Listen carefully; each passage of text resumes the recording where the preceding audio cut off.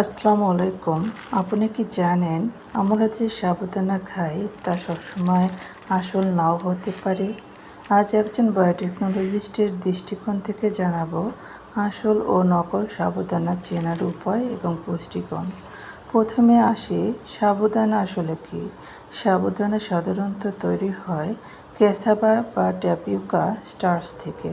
এটি একটি কার্বোহাইড্রেট সমৃদ্ধ খাবার যা সহজে হজমযোগ্য এবং দ্রুত শক্তি যোগায়। আসল এবং নকল সাবুদানা চিনব কীভাবে? আসল সাবুদানা অনেকটা ক্রিস্টাল কালার এবং পানিতে দেওয়ার পরেও কিছুক্ষণ নাড়াচাড়া করার পরেও পানিটা অনেক স্বচ্ছ থাকে এবং ঘোলাটে হয় না। আসল সাবুদানা তুলনামূলক কম সাদা থাকে নকল সাবুদানার তুলনায়। দ্বিতীয়ত, এই আসল সাবুদানাগুলো চাপ দিলেও গলে না এবং এগুলো ক্রিস্টাল রকমেই থাকে এবং অসমতল আকৃতির হয়ে থাকে। অন্যদিকে নকল সাবুদানাগুলো চাপ দিলেই গলে যায় এবং আটার মতো গুঁড়ো গুঁড়ো হয়ে যায়। এ দেখেই বোঝা যায় যে আসলে এটা আসল সাবুদানা। নকল সাবুদানা আপনার যে কোনো দোকানে খুব সহজেই পেয়ে যাবেন। এগুলো সাধারণত আটা বা ময়দা দিয়ে তৈরি হয়। এগুলো কোনো গাছের শিকড় দিয়ে তৈরি হয় না।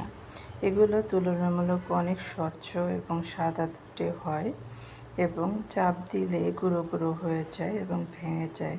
পানিতে ভিজানোর পরে এগুলো পানির রং ঘোলাটে হয়ে যায়। এ দেখে বোঝা যায় এটা ফেক, ভালো নয়। এবার আসি পুষ্টিগুণ নিয়ে। সাবুদানা প্রধানত কার্বোহাইড্রেট সমৃদ্ধ খাবার যা শরীরকে দ্রুত শক্তি দেয়। এতে অল্প পরিমাণে ক্যালসিয়াম ও আয়রনও থাকে, তবে এতে প্রোটিন, ফাইবার এবং ভিটামিনের পরিমাণ তুলনামূলক কম থাকে। বিশেষ করে যারা উপবাস বা অসুস্থতার সময় সাবুদানা খাওয়ার প্রচলন আছে, কারণ এটা সহজে হজম হয়, দ্রুত এনার্জি দেয়।